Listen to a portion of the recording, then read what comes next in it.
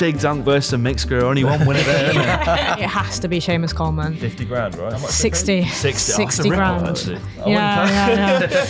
Hello and welcome to MUNDIAL's My Beautiful Game podcast. This is a place where we get people we like to describe their perfect day out at the football. My name's Matt O'Connor Simpson. I'm joined by my MUNDIAL colleague, Asad Raza, and we are absolutely delighted, thrilled and privileged to be joined by content person, writer, and as of very recently, documentarian, Marva Kreel. Marva, how you doing? I'm good, thank you. That's a great intro. Yeah. Content person. I'm going to take that. That's going to, my LinkedIn bio, I think, from now on. Content person.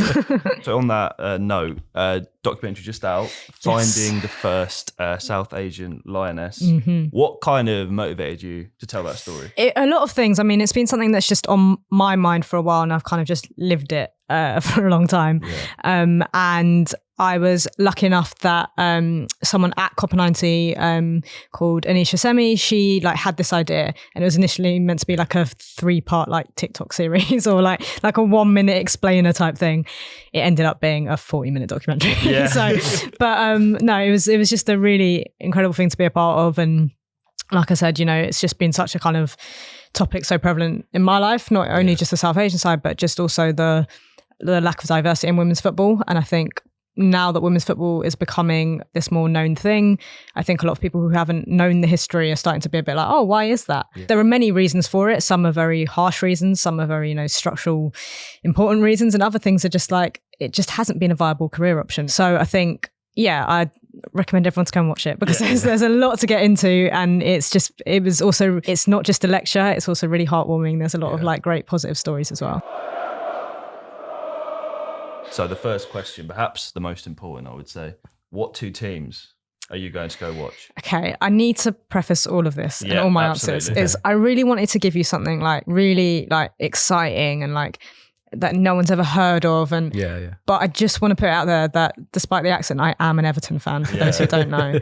And I am also about to turn 30, which means I've never seen us win a trophy, which obviously means that this is the big thing for me. And I tried not to make every answer fit around that, but unfortunately it essentially just is going to. So Everton are going to be in this game. They have to be, and it is going to be a final of some sort. I'm going to say an FA Cup final. Okay. Nice. Essentially what Crystal Palace fans have just experienced, that is what my beautiful game is going to be. So our opposition, I don't really mind. It can't be Liverpool, because I just feel like even if we were to win that, and it would be the best moment of my life ever, the nerves and how sick I would feel watching that game, it just wouldn't actually be worth it. You don't want any kind of sickness in your perfect day.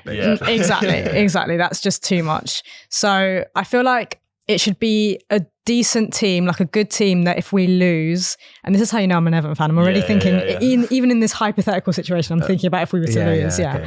I would want a team that, if we were to lose, it'd be respectable, I don't want to go in being favourites, because that historically hasn't worked too well for us.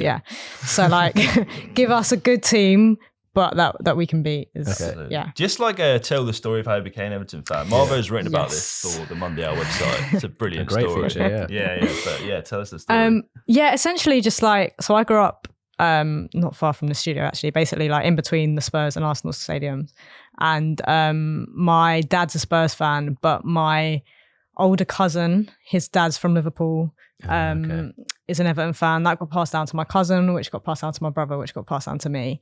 But it was particularly in the 95 FA Cup semi-final between Spurs and Everton, where my brother was 5 years old, I believe. And he was kind of on the fence. He was sort of going with Everton, didn't really know. Dad's a Spurs fan. And then Everton won that game, got through to the final, won the final. And my brother was like, right, I'm in here. It's only up from here. Surely. Only up from here. Can't wait for all the glory.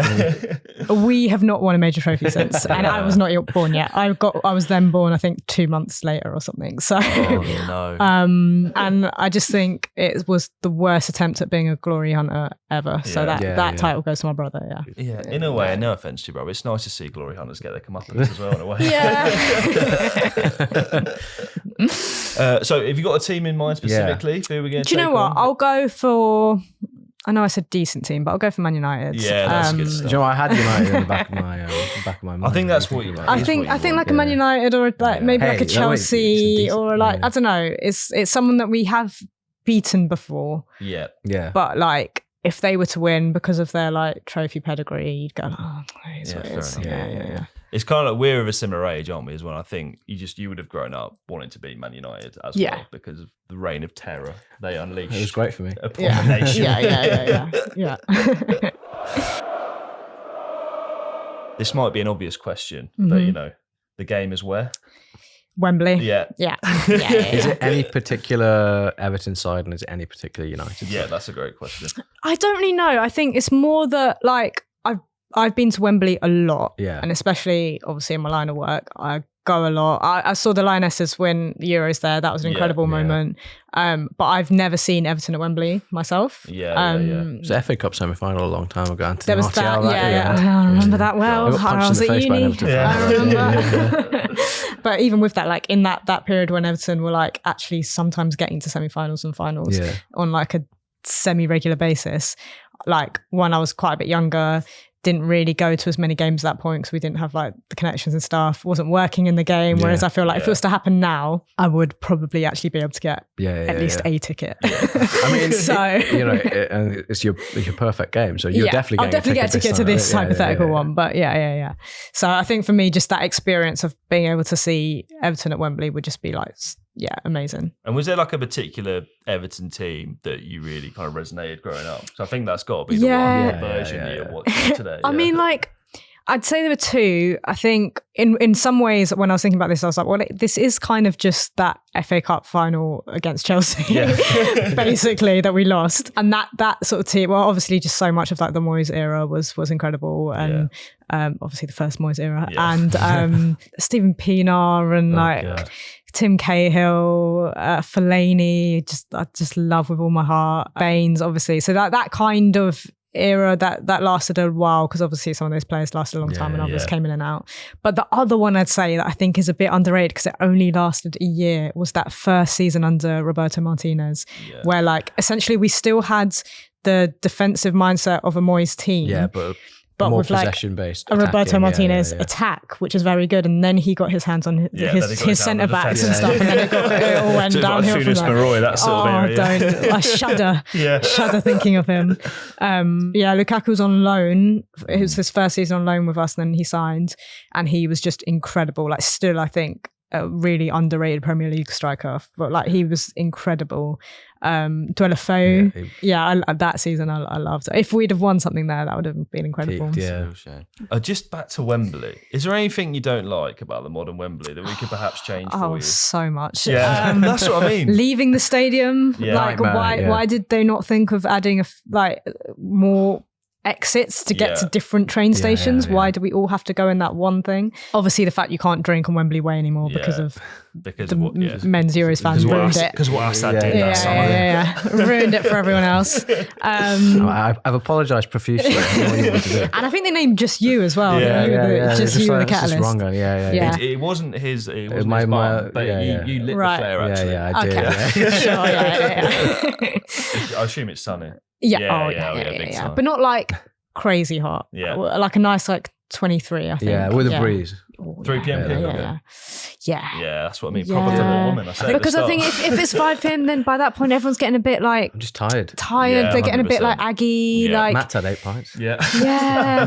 Although I actually don't. Sometimes an early kickoff isn't too bad either. Yeah. Because you've actually got the rest of the day afterwards to either celebrate or do something nice. To go over the Everton defeat, which is usually the case. And who's joining you? Who are you going to the game with? It's going to have to be my brother and cousin. Yeah, that surely makes they are the reasons, but also not just because they're the reason that I support Everton, but like we've collected a nice little like London Everton crew. That's nice. So one day it was Arsenal away. I think my brother or cousin found online like this guy on Twitter was just trying to sell some tickets, and he had some tickets to give away, and he like runs some Everton supporters club, so he gets lots of tickets. And so since then we've been in this like WhatsApp group, or my cousin's in the WhatsApp group, because it's a load of Everton dads that you just I don't need to be a part of that Everton dad banter, but especially when times are bad, we get more access to tickets when times are good, or at least we're just winning sometimes. Then it's much harder because we don't have like the loyalty points from you know being a season ticket. But as a result, we've gone to a lot of games obviously over the last few years because there's been a lot of tickets that are available for people to grab because it's a double-edged sword. And we did basically every like London away game, and then all the like Watfords, Brightons, etc. Go up to Goodison when we can, and we've got a nice little crew now, which is really cute. London Everton fans, and an honorary one, which is football documentarian legend Ellie Menjum. He's come to like 2 or 3 with us. He'll go to anything. He'll go to anything. But he's felt he's come to like some of the really bad ones as well. He's in it with us now. Yeah. Who's this camera crew you brought? Like, don't the last days of it. We're not going to use it today, mate. The most depressed fans you've ever seen. Like, what? That's us. Anyone else? Just the main crew. I think that's fine. You don't want too many people there. Yeah, I think anyone else from that little crew, if you know, we'd take them along for sure. My cousin's dad, of course, he's the reason for all of this. I think we'd have to bring him. And what are you all getting up to before the game itself? You know what? So much to choose from. I think we would just find wherever all the Everton fans are and get there as early as possible. Food can wait until later. Like that's absolutely fine. As long as I've had something on the way to keep me going and to, you know, pace myself with the drinking for the rest of it, then as long as we've got some beers in hand and the weather's nice, of course, as we've already planned. As well. No queues. We can sort no queues. No problem. No problem. That'd be great. Because that's the only thing about before a cup final. It's just rammed. It's big time. You can't move. Yeah. Everyone's in the best mood they can possibly be. I'm saying yes as if I know. I have no idea. I have no experience in this. I don't know. Never what make it's the like. mistake of eating food on the Wembley concourse. You don't want to do that. No. What would be your ideal pre-match drink, do you think? Just it just needs anything, but it just needs to be like a nice like cold beer is all I need. Yeah, I respect that. You know, there's no need to complicate it. It's your special day. No. I mean, like afterwards, frozen daiquiri. Exactly. Afterwards, you might go for some nice drinks. And get onto the cocktails and stuff. But I don't think. You don't feel the same if you're like having like a cocktail before a game. It's not the same, is it? I was invited to Club Wembley for England-Brazil. I've done that as well. That is quite mental. Hey, well, my girlfriend's... I've never done it. I would turn that down. You know I'm a non-league man. Yeah, that is true. You're not in the pocket of big football, are you? Until you've been in that FA lounge, I don't think you can say you turn it down. Having tasting menus and shaking hands with Glenn Johnson. Having a full roast. You stolen things from B&Q yet, Glenn? In terms of pre-game snack, when I was like 12 on holiday with my family, we were in south of Spain. And there's a little like beach town called Kreel'S.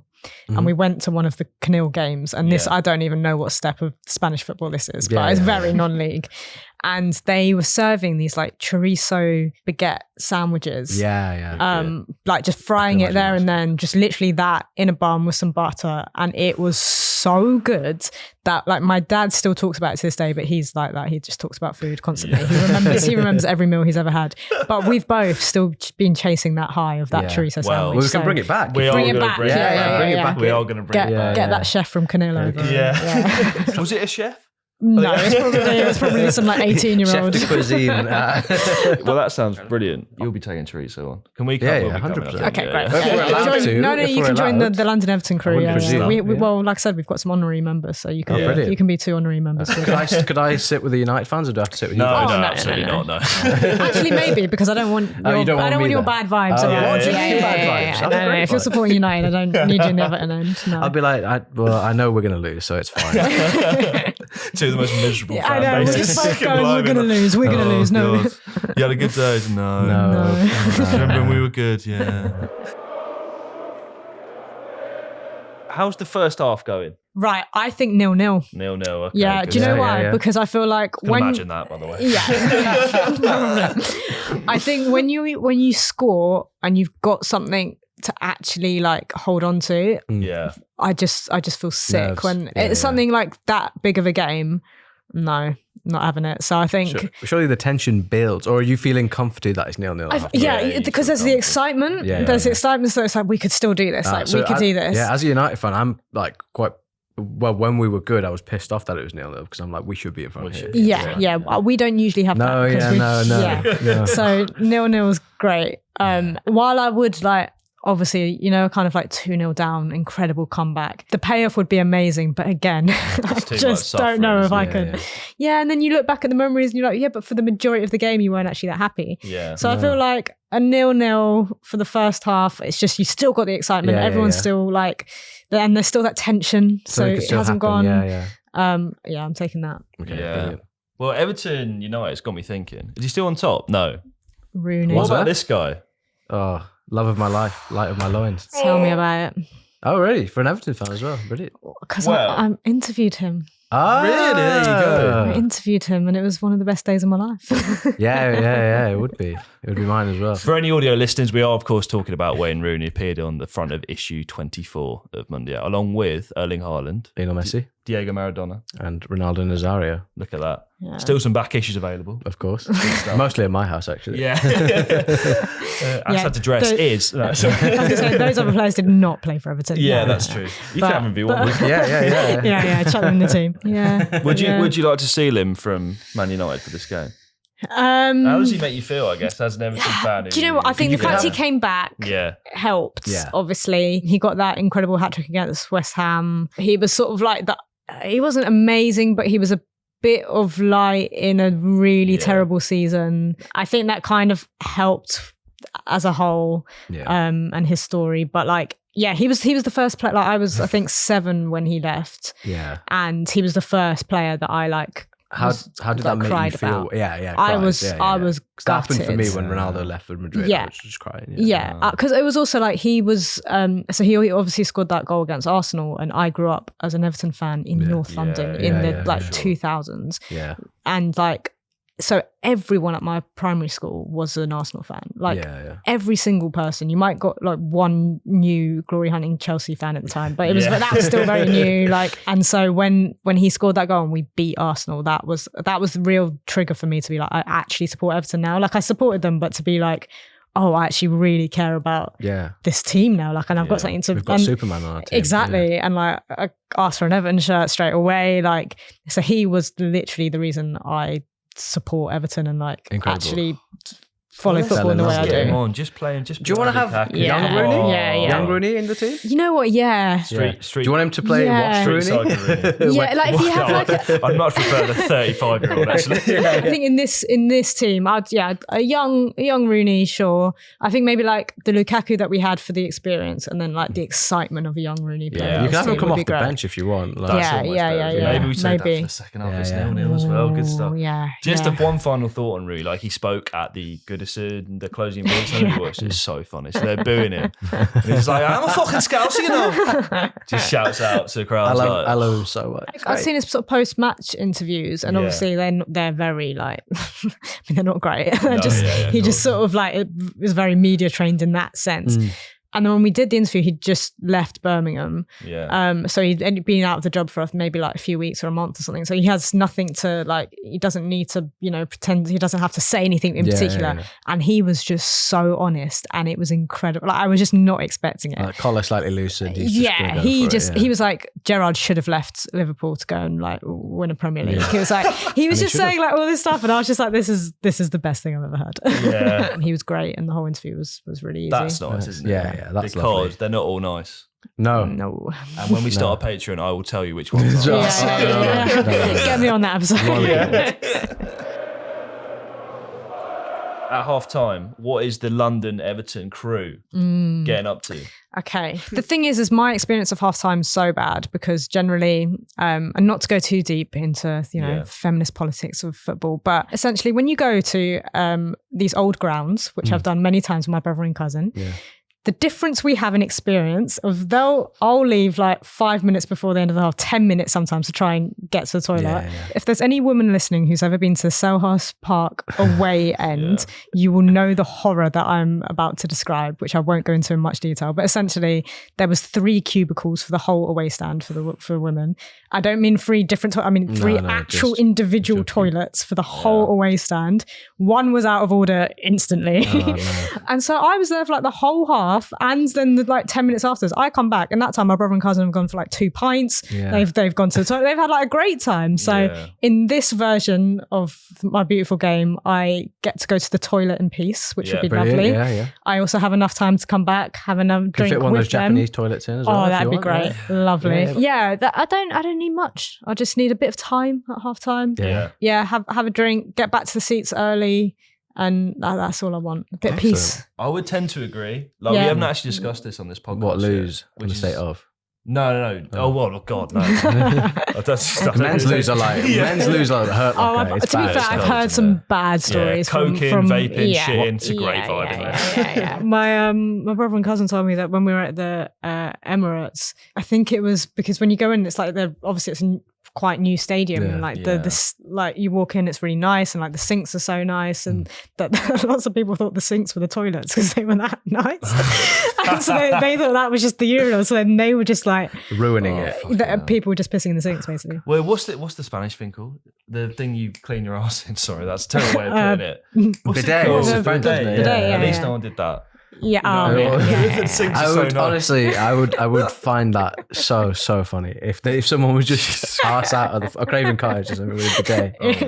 For everyone to see. Yeah, Craven Cottage, another horrendous place to urinate. Yeah. That is one huge amount of toilet chat. I was actually going to talk about having a half-time pint on the concourse. This is, I've been wanting to bring this up every time. I think it's shit, mate. Yeah, I don't like it. It's the worst thing you can do. It's because you have to. I don't like drinking necking pints. Yeah. It just sits in my stomach poorly. And you know a lot about my stomach, Matt. Yes, exactly. It's just more toilet chat now. I don't know though, but I've been to lots of games where it's just like, especially when you're like away games and it's like all the Everton fans are just there at the concourse, like just everyone's singing. Like it's actually such a good part of the game. So if it's that atmosphere in the concourse, then it's great. It can be, it can be, It's just often the case. It's just like a real sort of standard issue lager. It's extremely fizzy, extremely expensive, extremely poorly poured. And you've just got to fucking get it down and then go back up. No, I want to be in amongst it. I want to be in amongst it. Maybe I'll have a half pint rather than a that's full actually one. the way to do it. Just like settle the nerves a little bit, but nothing too yeah. crazy. I want to still experience that second half properly, How's this FA Cup final finishing? All right, so we've got Lukaku and Rooney on at this point. Yeah. I'm going to Lukaku goal in like the 70th minute. Okay. Maybe like 70th, around that. Yeah. So it's like enough time to enjoy it, but also like you're not just full of nerves. Yeah. Absolutely. So I think like 70th minute or so, and then what I want is that 16-year-old Rooney dagger in like the 92nd minute when it's all been the pressure the other way. Get like a fast break. I'm thinking of it like that song goal against Burnley, maybe. It's something like that. Or Everton fans is a very niche reference, but those who were watching back in the day when Jelavic scored that goal to make it 2-0 against Man City, and it was a similar game. It was like 1-0, and then they were sort of piling on the pressure. And then like Jelavic, and there's this great recording of it from the sound of some Scouse guy just fucking hit it. He just whacks it, scores. I think it was deflected, but we don't remember that part. That's what incredible. I want. Really, for the, really good stuff. Yeah. And one thing we didn't quite get into, like when Rooney's scoring this ridiculous goal. Yeah. Who are the United players that he's scoring? Is he going past old Rooney? Because Megan, 35-year-old. This starts getting Rooney. into. That's like keeps trying to make it into Looper. Like that's what I did for my one. I made right. Okay. Yeah. Well, I'll talk about it after. But the laws of time and physics, did you? Yeah. Okay. But the reason I ask you, as I say, we're the same, mate. I know deep down there's United players that you hate. Do you know what? Even subconsciously. Do you know what? Kind of not, because I feel like United were the team actually I didn't mind winning the league. If I had to pick out of any, it was kind of them, because especially when it was obviously Liverpool, no, absolutely not. And then growing up around so many Arsenal fans and my dad being a Spurs fan, like I just couldn't have Arsenal winning the league. No.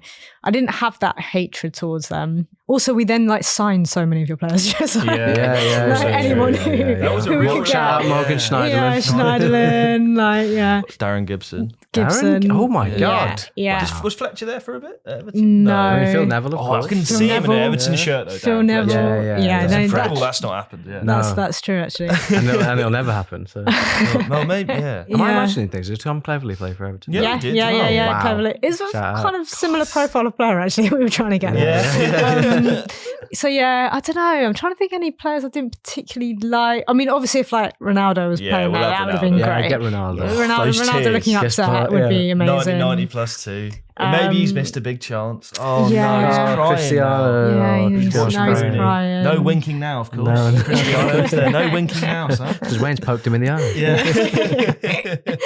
Yeah, Just Ronaldo's fine. just from that'll do. Yeah. Again, I don't need some big, like redemption story against that. I just, as long as Everton are winning, that's all that matters to me. The parallel you made at the Very start nice. about Palace, that was very Palace's Yeah. experience as well. There Yeah. was no like, oh, we really want to be. We it was hate just City. Yeah, it's just like it was so all about like the people who had been going to that football club for Exactly. years. Yeah, I'd imagine similar sort of scenes in your beautiful game. You're captured on camera, probably. no, I don't think I'd want that. I don't think I'd want that She's got a actually. GoPro on her head. No. Like None Francis of that. Bourgeois. No, none of that. I don't want to be on the big screen because Yeah. I much don't pressure. need to become a meme or anything Yeah. like that. Absolutely not. I just want to be able to enjoy it like amongst those people that I love. But yeah, it's like, look at, I sort of tweeted something recently where like you saw the scenes outside of Goodison for the last game. You saw the scenes outside of Goodison in the last few seasons when we've had to really push our team over the line. Like flares, wall-to-wall flares. It is like the team bus can't get through. Yeah. And I remember just saying like, imagine we were actually like good. Imagine we actually won something, because that's what our fans are like when it's, and all that talk about, the Tarkowski equaliser against Liverpool. It's like, oh, these scenes for did it. Yeah. But what people don't understand, it's not a case of, oh, that's our biggest moment. So like, a small club, blah, blah, blah. I get all that stuff. But what we're saying as well is that like, if we were to, that's nothing compared to what would happen if we were to win. Yeah. It's not that like, if that's the extent of our celebrations, if we were to win something, that is minute compared to what would happen if we were to win a trophy. So yeah, I just think it would be insane. Yeah, I'd love to watch Everton win the FA Cup. Yeah, well, you're going to be there at Yeah. this game. Yeah. So will I. That's crying. So trophy presentation. Who's lifting it actually? Maybe that's a big question. Do you know what? It's a big question. It has to be Seamus Coleman. Yeah. It actually just has to be like 50 grand, right? Is that how much? 60. 60. 60 grand. grand. Actually. Yeah. I know.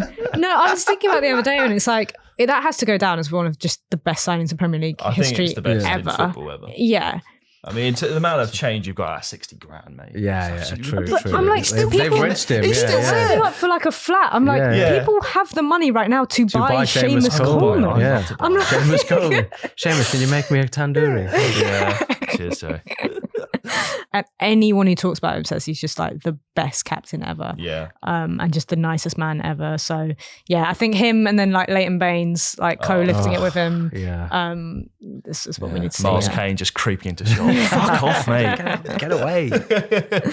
And maybe Roberto Martinez and Moyes together. Oh, More management duo that would be. what man? Yeah, So maybe. He's just like to You- Moyes, stay away from the attackers. Yeah. You stay in defence, you stay in attack. Yeah. Maybe. Yeah, why not? Why not? Sure, why Oh my not? It's God. perfect for lifting as well. Got the two Yeah, two handles. handles. There Yeah. we go. A Roberto Absolutely Martinez outstanding. interview as well was brilliant. Yeah. Phenomenal. Yeah. As he used to say. Yeah. He He was. just convince you of anything. You could be playing I terribly. loved and him. whatever he'd say, it would be like the Yeah. Men in Black, like, shh. Yeah. I think we were fine, actually. I don't know if Moyes got like a iconic emotional FA Cup interview in him either, to be honest. Like, David, how do you feel? Oh, yeah, I feel great. Yeah. To be fair, I saw him. Great shape today.